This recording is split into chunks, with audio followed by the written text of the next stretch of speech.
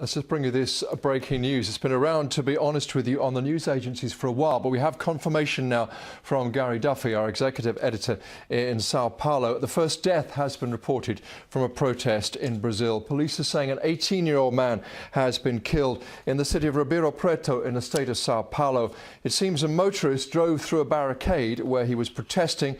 It's said the driver fled the scene afterwards. That is all we have at the moment. We'll bring you more as soon as we can get it. Well, Daniel Acosta has been protesting this evening in Sao Paulo. We can speak to him now on the webcam.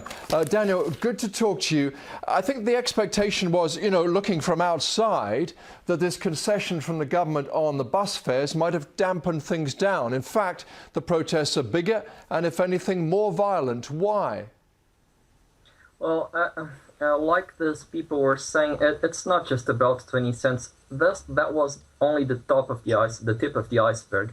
Actually, there's so much more going on, so much more involved, and I think these protests are not going to stop just like that because they reduced the bus fare. Oh, really? Because some people have suggested to us that in a way these protests are a celebration of a victory and this may be the end of it. You're suggesting, in fact, there's more to come. Yeah, well, actually, today's protests was supposed to be something like a celebration, but like I said, it doesn't solve the problem. The thing is that people are not complaining about the bus fare anymore. All these issues that we had been keeping inside us for so long, they suddenly are all coming up at the same time. And like people were saying, it's about health.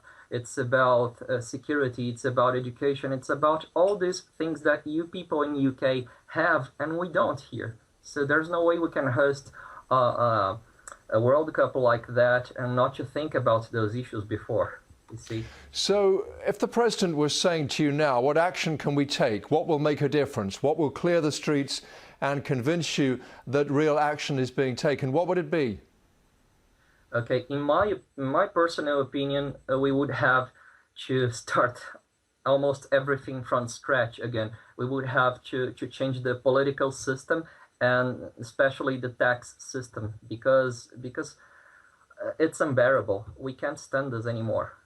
I even get kind of sentimental when I hear people saying those things on the streets. It's this is amazing. We are actually starting to move as a country.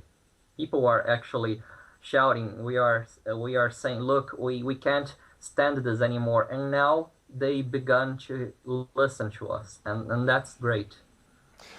Daniel, you say that, but you must know how it looks to people outside. People considering coming to Brazil for the World Cup, for instance, will be thinking again. Yeah, certainly, and they should, honestly, because you see, the main point is think a little bit with me. If we can't guarantee our own security here in Brazil, how are we supposed to guarantee your security when you come here to the World Cup? You see, there's a big problem about it. I mean, of course we love soccer, we love games, we love all these things, but I think this is the kind of thing that should be done by countries that have already developed to a point that you don't have to think about basic issues like those anymore.